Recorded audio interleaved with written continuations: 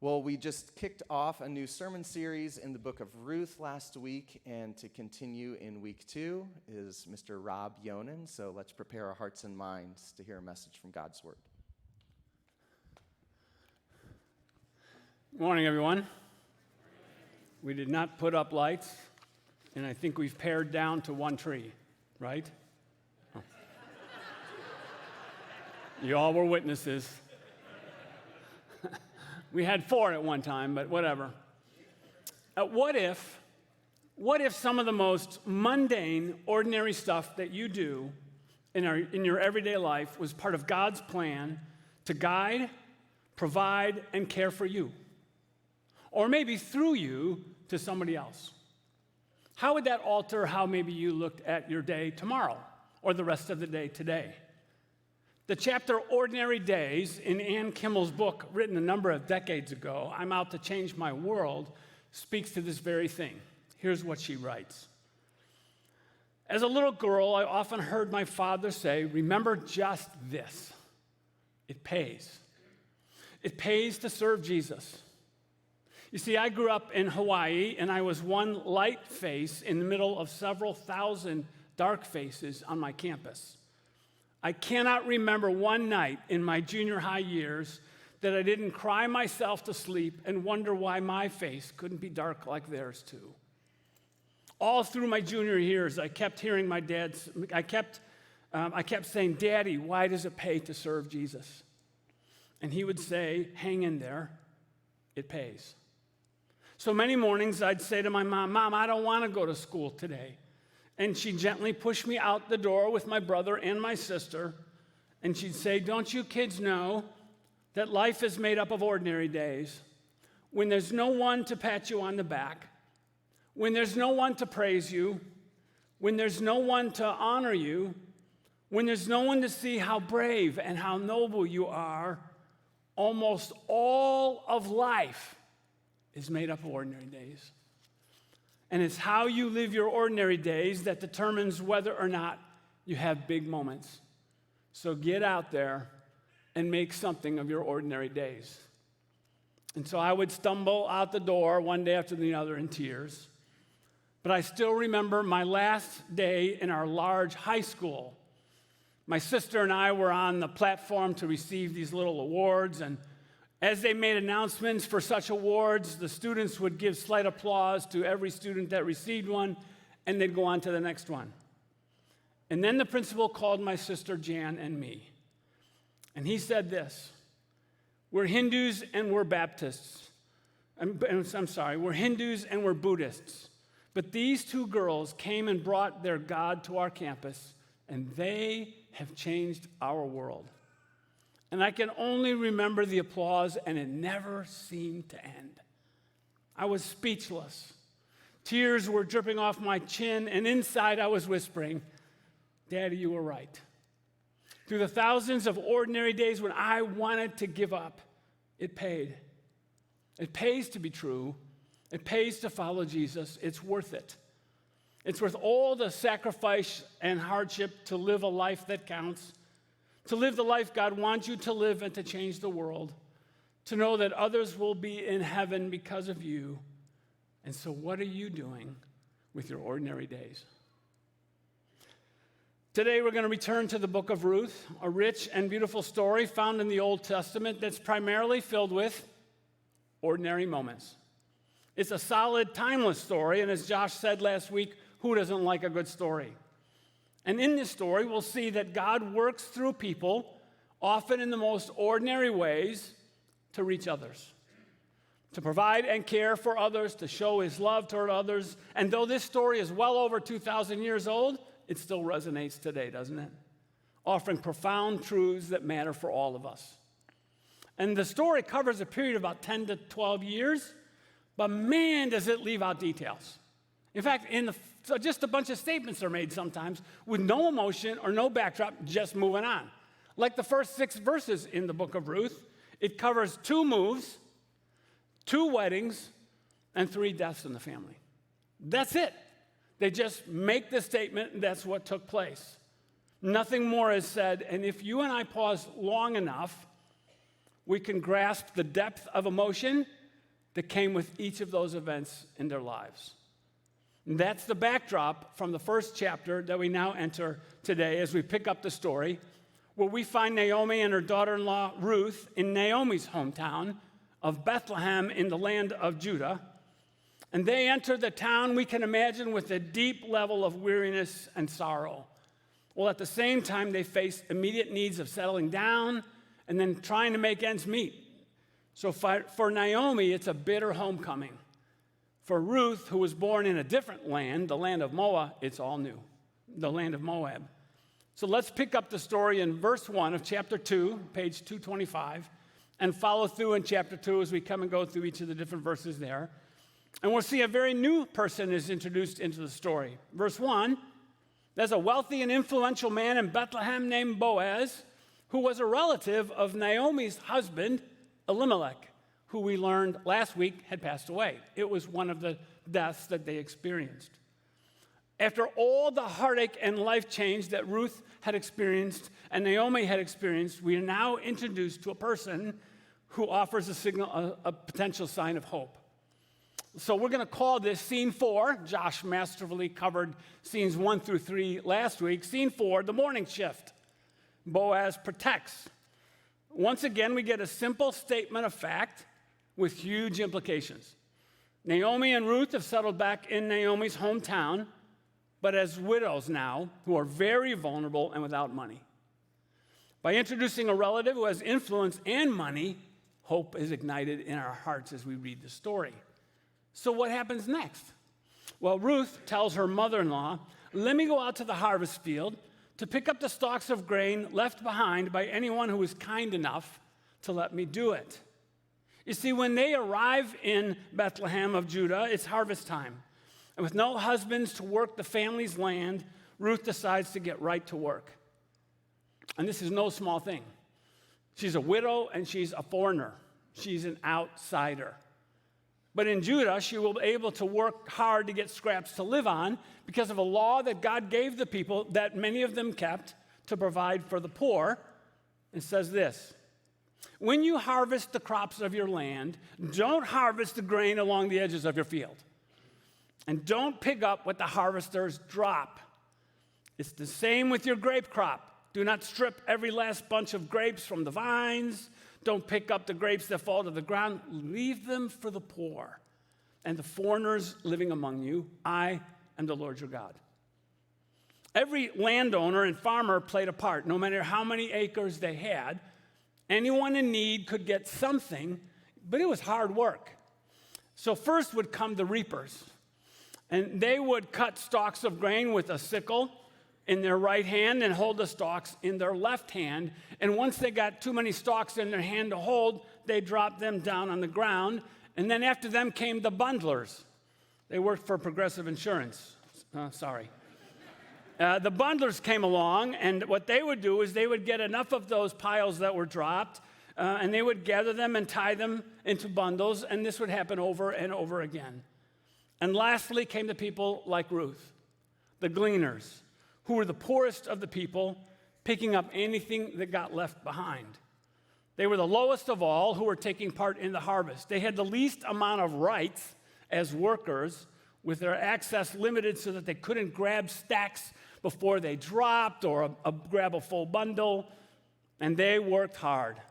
In fact, the definition of gleaning means to gather slowly and laboriously, bit by bit. Now, I think about a day of doing that. Not long ago, I had dinner with a friend, and we got out of the car, and he was laughing as he got out of the car and came around me, put his arm around me, and he said, you know, it wasn't too long ago, we used to get out of the car faster, and there was no grunting when we got out of the seat. So I can't imagine doing this up and down all day. And on top of that, the gleaners were totally dependent, though, on the person who owned the land. Because a thrifty landowner would make sure their workers left minimal waste so they could get the most out of their crops. But they still made sure the law was followed, and so something was left for the poor. Greedy landowners, on the other hand, did everything they could to skirt the law and leave virtually nothing for the poor. Thankfully, Ruth ended up in a place that honored the law. But not only that, she ended up in a place with a significant connection to her. We read in verse 3, "And as it happened, she found herself working in a field that belonged to Boaz, a relative of her father-in-law. While she was there, Boaz arrived from Bethlehem and greeted the harvesters."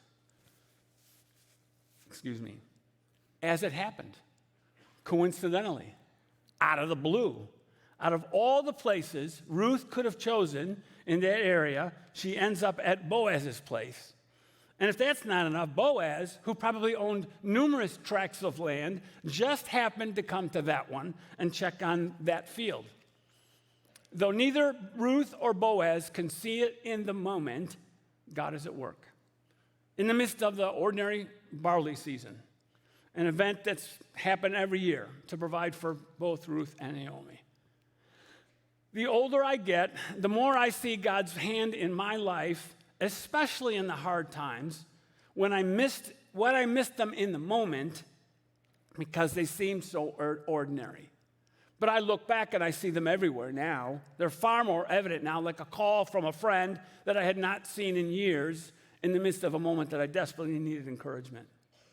Or the time I was visiting my mom in the hospital and a friend gave me a ride home because I had none. Or when someone dropped off a meal just because they, quote unquote, felt it was something that we needed, and boy, did we. I could go on, and I'm sure many of you can, and we could create a list. A long list that reminds us of how God was supernaturally working in our lives in what seemed like some of the most ordinary moments of everyday living. I actually think they are far more clearly seen in the rear view mirror when we can see God's loving hand touching our lives and using it to impact others. Because God works through people, often in the most ordinary ways, to reach others. Now back to the harvest, where Boaz chooses to inspect this particular field, and he happens to notice Ruth. Why? Because she's new. She hadn't been on the field before. She's not one of his normal, regular workers. And so he asks his foreman who she is, and the foreman says this: "She's the young woman from Moab who came back with Naomi. She asked me this morning if she could gather grain behind the harvesters. She has been hard at work ever since, except for a few minutes' rest in the shelter." It's that foreigner. It's the one that came from Judah. She's not one of us, but she's worked really hard all morning. She hasn't missed a beat. In that moment, Boaz realizes that Ruth is the one that came back with his relative Naomi. So he tells Ruth, "Stay here in this field. No need to go to other fields." Because typically the gleaners would go to one and then another and then another. No need. Stay behind the young women. Follow them. I've warned the young men to leave you alone. And when you're thirsty, you help yourself to water from the well. Now, it doesn't take much for you and I to imagine the scenario that Ruth would be facing as a young woman, single and out in the fields alone, who's also a foreigner. Hungry, desperate people would do all they could to get as much as they could, pushing others out of the way and edging everybody else out. Unprincipled young men would seek to take advantage of her, and all the more so when she realizes she's not one of them. But Boaz knows this. And so he sets things in motion to protect her and to provide for her. And how does she respond? By saying, "It's about time somebody noticed me. You better take care of me since I'm a relative of Naomi." No. She falls at his feet, acknowledging the vulnerable status she has before this influential man, and she thanks him. "What have I done to deserve such kindness? I am only a foreigner." Ruth is blown away by this kindness. She doesn't know at this point that there's a connection to one another. She has no idea he's a relative. In fact, in the original language, the word she uses toward him is using a very courteous expression of respect, while she refers to herself in a way that is one of the lowest of the classes, one responsible for the most menial duties. It's almost like she said this: "Though I am a total stranger and an outsider, the lowest of all working in the field today, you, kind sir, are treating me as if you've known me. why on earth are you treating me this way? I, of all people that are here before you, am the least deserving. In one commentator, the author says there's actually a pun in the original language, as though the writer says it this way: you have noticed the unnoticed, or recognized the unrecognized. Doesn't that resonate in your heart? The unnoticed is noticed. Ruth, who felt so vulnerable and alone, is now seen. Not as an unworthy outsider, the lowest of the low, but as someone that is valued. Her work was noticed. It made a positive impression not only on the foreman, but also on Boaz. And what a fascinating scene we have in this moment if we just take a minute to stop. Ruth is out working the field hard, hour after hour, while Naomi is home waiting and wondering. One works, one waits, each asking the Lord to provide, each doing their part. I think this may be a good time to pause and wonder if you find yourself in one of those places, working hard, feeling unnoticed, or waiting and waiting and waiting, feeling alone and unseen. Well, for Ruth and Naomi, the story isn't over. And just like Ruth and Naomi, the hand of God was at work, but they just weren't seeing it yet. Ruth is blown away. Why are you doing this all for me? I'm a foreigner. I'm nothing. I don't deserve this. To which Boaz says, I know. I know you're from Moab. I know you're a foreigner and an outsider. I know you lost your husband, and I know about all you've done for your mother-in-law. I even know you left your family and homeland to live here among strangers to care for her. I know. How does he know? Well, it's not hard to imagine that word spread to this village and to this town about Ruth, and he breathes words of life into her soul when she responds back to him with those words by saying, you have comforted me by speaking so kindly to me, even though I'm not one of your workers. She's a foreigner that slips in behind the hired workers to get scraps of grain, and yet she is known, she is noticed, and someone does care. God sees her, and God is caring for her, whether she feels like it or not. Those two words from Boaz, I know, really caught my attention, and I believe serve as a reminder to all of us, whether we feel it or not, or believe it or not, he knows.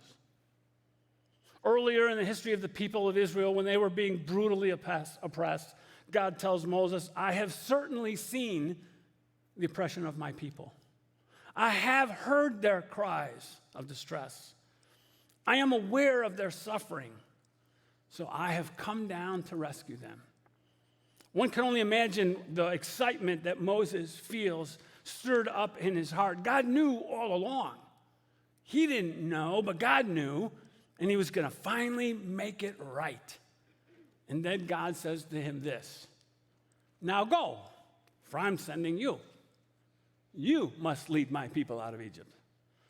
There was a fascinating back and forth between Moses and God in that section of the book of Exodus. Moses figured God was going to do all the work.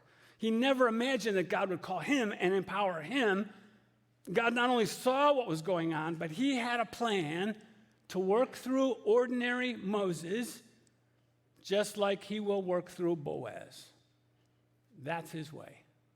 Moses, Boaz, fishermen, shepherds, tax collectors, and more. God works through people, often in the most ordinary ways, to provide and care for those in need.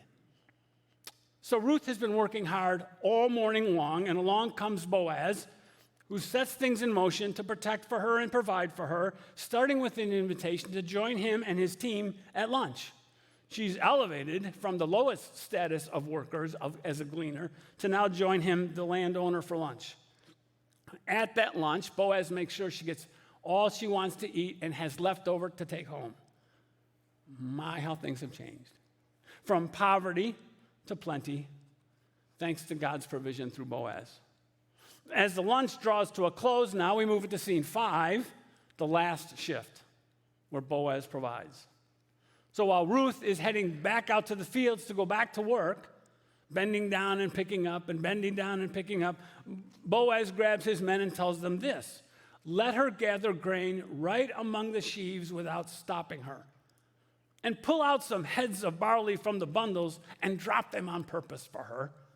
Let her pick them up and don't give her a hard time. Boaz elevates her status from lowly gleaner to an honored, protected one. But this new status won't go unnoticed, so he tells his workers they were not to give her grief or let anybody else do the same to her. Boaz is providing and protecting. At the end of the day, Ruth would have been exhausted, but she wasn't done.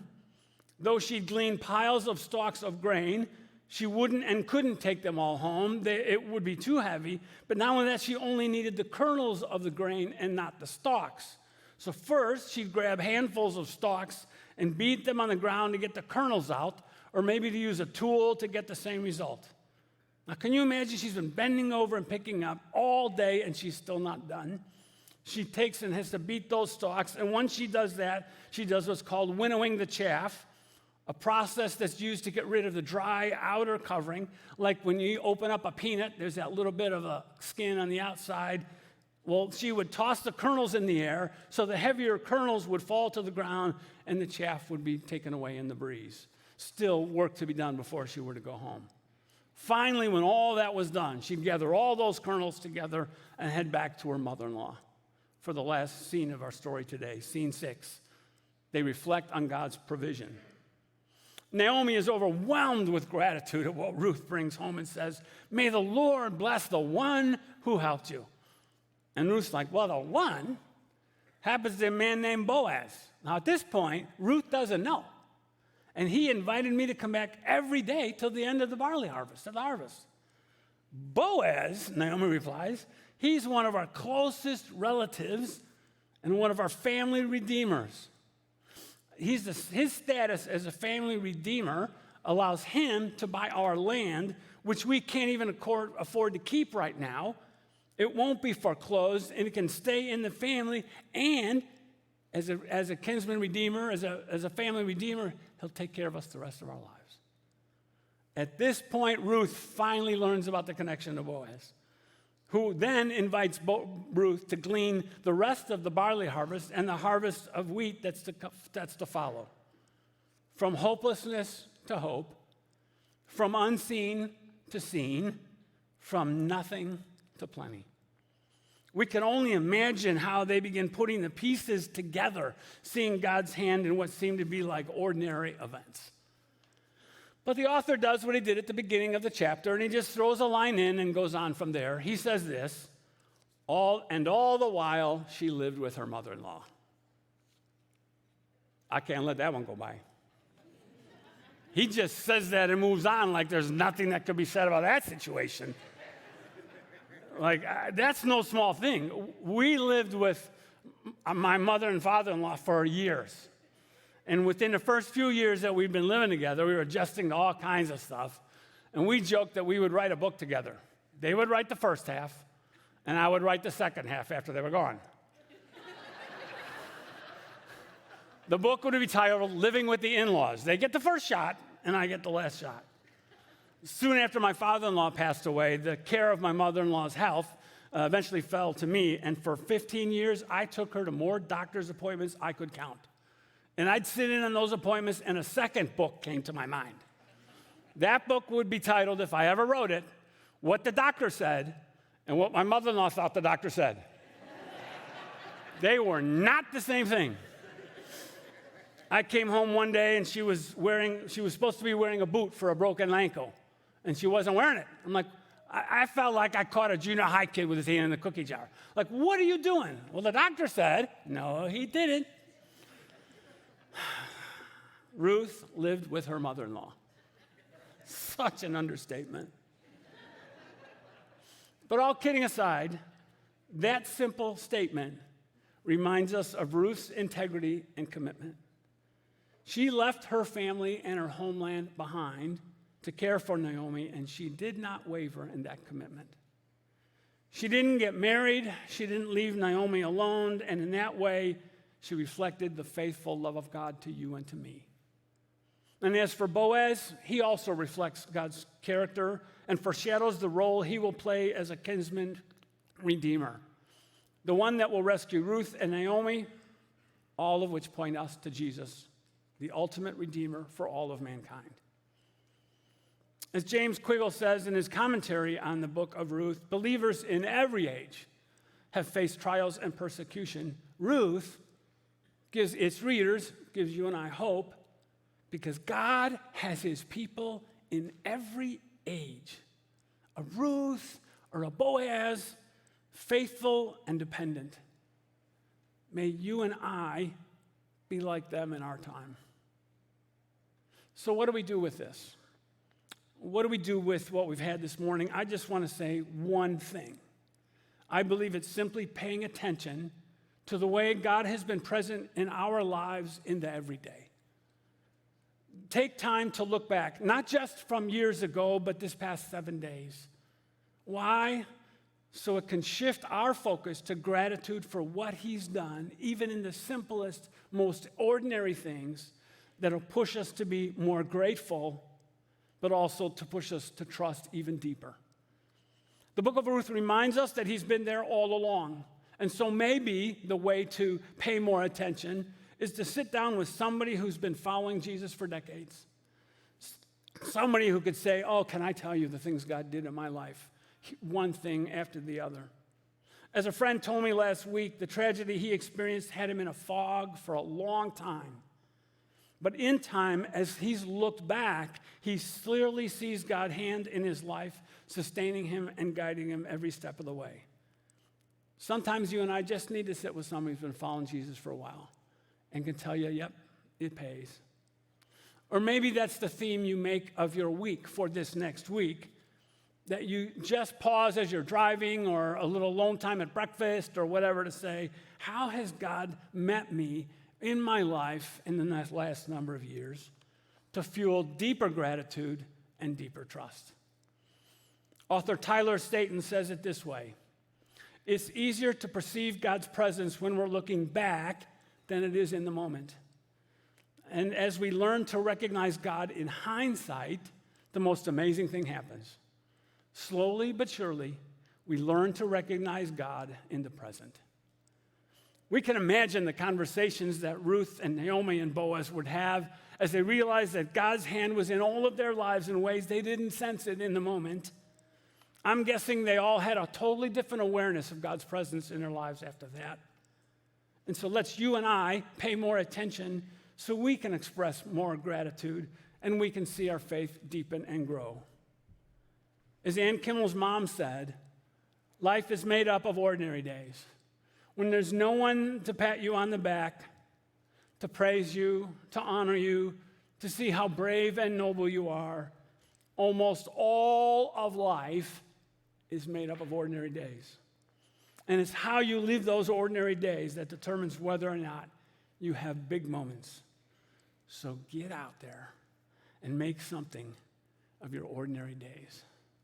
Because God works through people, most often in the ordinary, to guide you and protect you and or to work through you to do the same in somebody else's life. Would you join me as we close in prayer?